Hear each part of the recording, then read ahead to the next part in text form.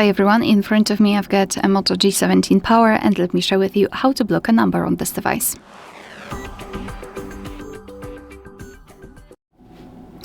So we will begin with blocking the existing contact, and after that I'll show you how to do it using, let's say, the settings. So let's start with opening the dialer, or simply tap on this icon.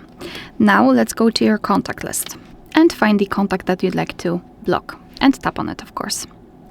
Now we have to scroll down and find block numbers and tap on it. Your device will ask you if you really want to do it, because you will no longer receive any incoming calls or text messages from this number. So just tap on block if you're ready, and after getting back to the top, you can see that here we've got this characteristic icon, and it means that we just successfully blocked the number. Of course, you can unblock it the same way right here, just tap on unblock numbers, but let me leave it like this. We will check whether it will appear on the blacklist.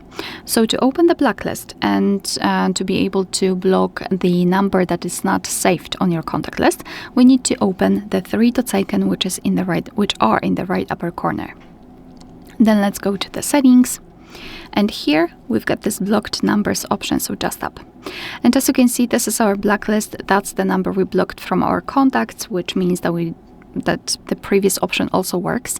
Moreover, here we've got this option, add a number. We can tap on it, and now we can enter the number manually and tap on block. And as you can see, it will immediately appear on the blacklist, which again means that you will not receive any incoming calls or text messages from this number. At the very top, we've got the option unknown.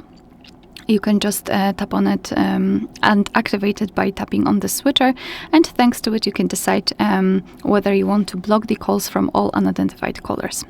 If you want to unblock the number, just tap on this X button right next to it and tap on unblock. Alright, so that will be all. Thank you so much for watching. Please hit the subscribe button and leave the thumbs up.